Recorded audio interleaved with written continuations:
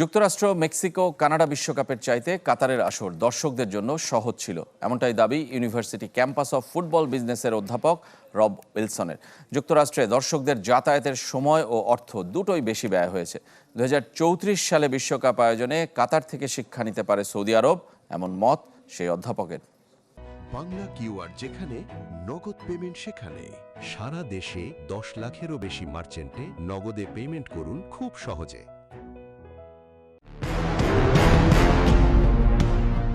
উত্তর আমেরিকার বিশ্বকাপ শেষ হয়েছে মাত্র এক সপ্তাহ আগে, অথচ আলোচনা আর উদাহরণ এখনও 4 বছর আগের কাতার বিশ্বকাপ। যে বিশ্বকাপ ইউরোপিয়ানদের সমালোচনায় বিদ্ধ হলেও এখন তারাও প্রশংসায় ভাসছেন যুক্তরাষ্ট্র, কানাডা, মেক্সিকো আসরের পর। আর দুই বিশ্বকাপের তুলনায় প্রস্তুত হচ্ছে সৌদি আরব। 2034 আসতে এখনও 8 বছর বাকি, তবে মধ্যপ্রাচ্যের দেশটির প্রস্তুতি আরও আগে থেকেই শুরু হয়ে গেছে।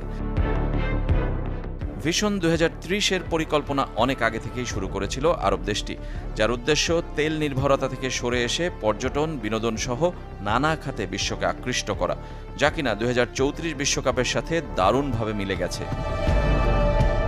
বিশ্বকাপ সৌদি আরবের ক্রীড়া ইতিহাসে তো বটেই, সবকিছু মিলেও সবচেয়ে বড় আয়োজন, যার জন্য বিলিয়ন বিলিয়ন ডলার ব্যয় করছে দেশটি। তৈরি করা হচ্ছে একের পর এক আধুনিক স্টেডিয়াম, বিমানবন্দর, অভ্যন্তরীণ যাতায়াত, হোটেল, বিনোদনের জন্য বিনিয়োগ বিপুল। 2026 আসরের তুলনায় যা বিপরীত।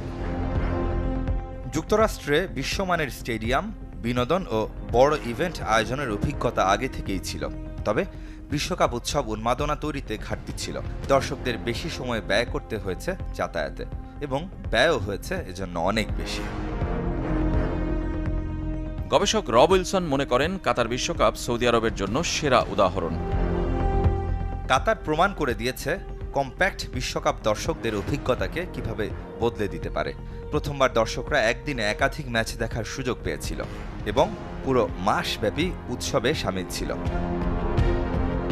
কাতারের মতো এতটা কাছে না হলেও যুক্তরাষ্ট্রের মতো এতটা দূরেও নয় সৌদির এক শহর থেকে আরেক শহরের দূরত্ব। তবে একটা সিদ্ধান্ত এখনও হয়নি, 2034-এ 48 দেশ নাকি 64 দেশের বিশ্বকাপ হবে। রেজওয়ানুজ্জামান, চ্যানেল 24।